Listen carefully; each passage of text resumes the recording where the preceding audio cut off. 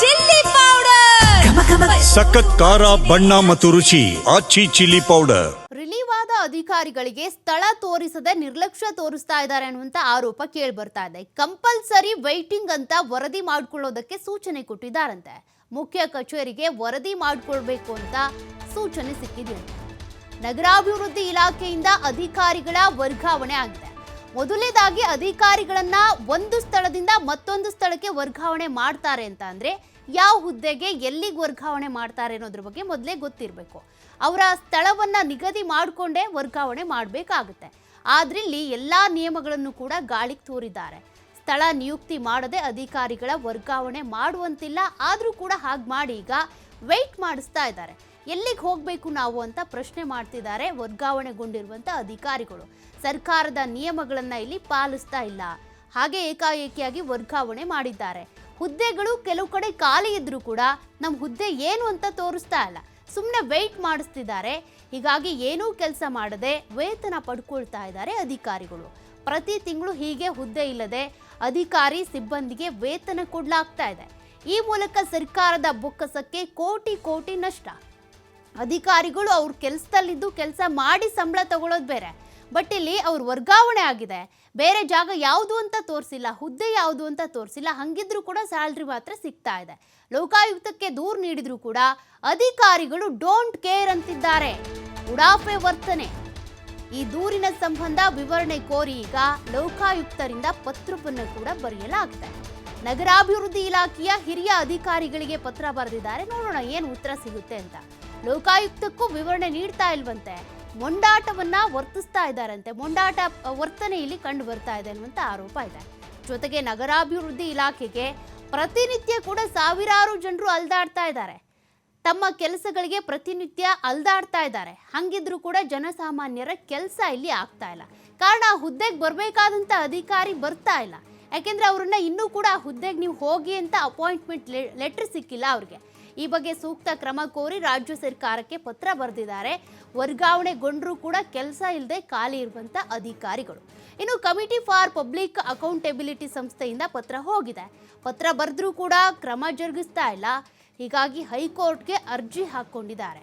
ಅರ್ಜಿ ಸ್ವೀಕಾರ ಮಾಡಿ ರಾಜ್ಯ ಸರ್ಕಾರಕ್ಕೆ ಹೈಕೋರ್ಟ್ ನಿರ್ದೇಶನ ಮಾಡ್ತಾ ಇದೆ. ಕ್ರಮ ಜರುಗಿಸುವಂತೆ ಸರ್ಕಾರಕ್ಕೆ ನಿರ್ದೇಶನ ನೀಡಿದಂತ ನ್ಯಾಯಾಲಯ. ನೋಡಿ, ಇಲ್ಲೇ ಬಗೆಹರಿಬೇಕಾಗಿದ್ದಂಥ ಒಂದು ತೊಂದರೆ ಈಗ ಹೈಕೋರ್ಟ್ ಮೆಟ್ಟಿಲು ಹತ್ತುವಂತೆ ಆಗಿದೆ. ಕಾರಣ ಅಧಿಕಾರಿಗಳನ್ನ ಒಂದು ಜಾಗದಿಂದ ಮತ್ತೊಂದು ಜಾಗಕ್ಕೆ ಟ್ರಾನ್ಸ್ಫರ್ ಮಾಡ್ತಾರೆ ಅಂದರೆ ಯಾವ ಜಾಗಕ್ಕೆ ಅನ್ನೋದು ಮೊದಲೇ ಗೊತ್ತಿರಬೇಕಾಗುತ್ತೆ. ಆ ಸ್ಥಳವನ್ನ ಹುದ್ದೆಯನ್ನ ನಿಗದಿ ಮಾಡಿರಬೇಕು. ಆದರೆ ಇಲ್ಲಿ ಎಲ್ಲವೂ ಕೂಡ ಉಲ್ಟಾ ಪಲ್ಟಾ. ಜೊತೆಗೆ ಅವ್ರು ಸ್ಯಾಲ್ರಿ ಪಡ್ಕೊಳ್ತಾ ಇದ್ದಾರೆ, ತೊಂದರೆ ಇಲ್ಲ. ಆದರೆ ಅವರಿಂದ ಯಾವ ಕೆಲಸಗಳು ಆಗ್ತಿಲ್ವೇ? ಕೆಲಸ ಇಲ್ಲದೆ ಇದ್ರೂ ಕೂಡ ಸ್ಯಾಲ್ರಿ ಪಡ್ಕೊಳ್ತಾ ಇದ್ದಾರೆ. ಮತ್ತೊಂದು ಕಡೆ ಜನರೀಗ ಪರದಾಡ್ತಾ ಇದ್ದಾರೆ. ಡೀಟೇಲ್ಸ್ ಕೊಡ್ತಾರೆ ಪ್ರತಿನಿಧಿ ಸಂತೋಷ್ ಪಟೇಲ್. ಸಂತೋಷ್, ಈಗ ಅಧಿಕಾರಿಗಳನ್ನ ವರ್ಗಾವಣೆ ಮಾಡಬೇಕು ಅಂದ್ರೆ ಮೊದಲೇ ಅವರ ಹುದ್ದೆ ನಿಗದಿ ಆಗಿರ್ಬೇಕಾಗುತ್ತೆ. ಬಟ್ ಇಲ್ಲಿ ಯಾಕೆ ಎಲ್ಲಾ ನಿಯಮಗಳನ್ನ ಗಾಳಿಗೆ ತೂರಿ ಟ್ರಾನ್ಸ್ಫರ್ ಮಾಡ್ತಿದ್ದಾರೆ? ಅವ್ರಿಗೆ ಕೆಲಸ ಇಲ್ಲದೆ ಇದ್ರೂ ಕೂಡ ಈಗ ಸಂಬಳ ಸಿಗ್ತಾ ಇದೆ. ಜನರು ಏನ್ ಮಾಡಬೇಕು? ಸಮಸ್ಯೆ ಬಗೆಹರಿಸೋದು ಯಾರು ಇಲ್ಲಿ? ಸೌಖ್ಯ, ಏನು ನಗರಾಭಿವೃದ್ಧಿ ಇಲಾಖೆಗೆ ಸಂಬಂಧಪಟ್ಟ ಹಾಗೆ ವಕೀಲರೊಬ್ರು PIL ಅನ್ನ ಹಾಕೊಂಡಿದ್ರು. ಏನಂತ ಹೇಳಿದ್ರೆ, ನಗರಾಭಿವೃದ್ಧಿ ಇಲಾಖೆ ಹೋದ್ರೆ ಒಂದು ಕಡೆ ಅಧಿಕಾರಿಗಳು ಇರೋದಿಲ್ಲ. ಕೆಲಸ ಮಾಡ್ಲಿಕ್ಕೆ ಹೋದ್ರೆ ಇಲ್ಲ ಅವ್ರು ವರ್ಗಾವಣೆ ಆಗಿದೆ, ಅವರಿಲ್ಲ, ಅದಕ್ಕೆ ಪೋಸ್ಟಿಂಗ್ಗೆ ಅಧಿಕಾರಿಗಳಿಲ್ಲ. ಪ್ರತಿ ಬಾರಿ ಹೋದಂತ ಸಂದರ್ಭದಲ್ಲಿ ಹೋಗುವಂತದ್ದು ಕಚೇರಿಗೆ ವಾಪಸ್ ಬರುವಂತದ್ದು.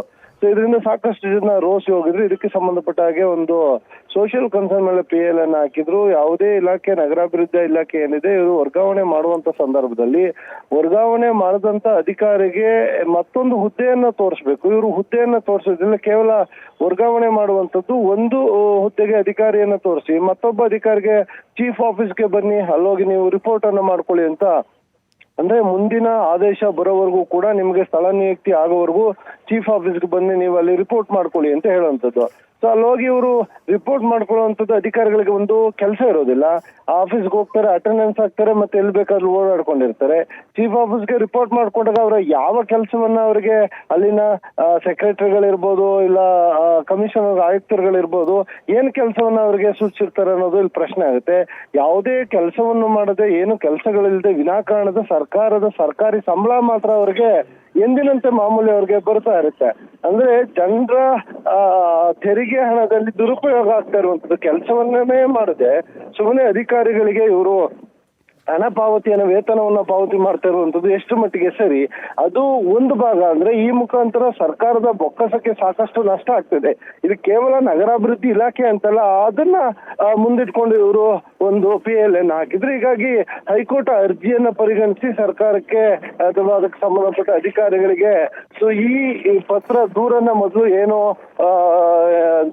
ಅರ್ಜಿದಾರರು ನಿಮ್ಗೆ ಪತ್ರವನ್ನ ಕೊಟ್ಟಿದ್ದಾರೆ, ಆ ಪತ್ರವನ್ನ ಪರಿಗಣಿಸಿ ಎಲ್ಲಿ ಹುದ್ದೆ ಇಲ್ಲ, ಯಾರಿಗೂ ಹುದ್ದೆಯನ್ನು ತೋರಿಸ್ತಿಲ್ಲ, ಇದನ್ನ ಸರಿಪಡಿಸುವಂತೆ ಕೋರ್ಟ್ನಿಂದ ಸೂಚನೆ ಕೂಡ ನೀಡಲಾಗಿರುವಂತದ್ದು. ಸೊ ಇವೆಲ್ಲದರ ಜೊತೆಗೆ ಪ್ರಮುಖವಾಗಿ ಆಗಬೇಕಾದಂತ ಕೆಲಸಗಳೇನಿರುತ್ತೆ ಅದೆಲ್ಲವೂ ಕೂಡ ಪೆಂಡಿಂಗ್ ಉಳಿತೆ. ಅಲ್ಲಿಗೆ ಹೋಗುವಂತ ಗ್ರಾಹಕರು ಏನಿರ್ತಾರೆ, ಇಲ್ಲ ಸಾರ್ವಜನಿಕರು ಏನಿರ್ತಾರೆ, ಕೆಲಸ ಆಗದೆ ದಿನನಿತ್ಯ ಇಡೀ ಶಾಪ್ ಹಾಕೊಂಡು ಬರ್ತಾರೆ. ಅಲ್ಲಿ ಹೋಗಿ ಕೇಳಲಿಕ್ಕೆ ಹೋದ್ರೆ ಅಧಿಕಾರಿಗಳು ಇಲ್ಲ ರೀ ಅಂತ ಹೇಳುವಂಥದ್ದು. ಇದು ಒಂದು ಭಾಗ. ಅಂದ್ರೆ ಮತ್ತೊಂದು ಭಾಗ ಸೊ ಆರೋಪಗಳು ಇರುವಂತದ್ದು ಸಾರ್ವಜನಿಕವಾಗಿ ಏನಂತ ಹೇಳಿದ್ರೆ, ಇವ್ರಿಗೆ ಪೋಸ್ಟಿಂಗ್ ತೋರಿಸ್ಕೊಡ್ಲಿಕ್ಕೆ ಅಂದ್ರೆ ಪೋಸ್ಟಿಂಗ್ ಕೊಡ್ಲಿಕ್ಕೆ ಹಣಕಾಸಿನ ವ್ಯವಹಾರ ನಡೆಯುತ್ತೆ.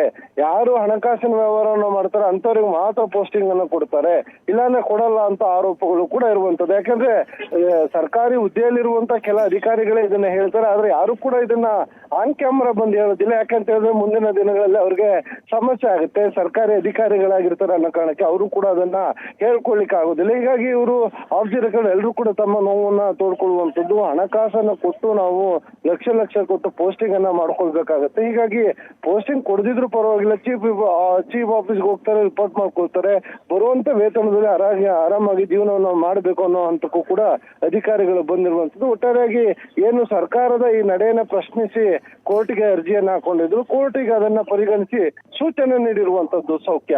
ಥ್ಯಾಂಕ್ ಯು ಸಂತೋಷ್ ಮಾಹಿತಿಗೆ.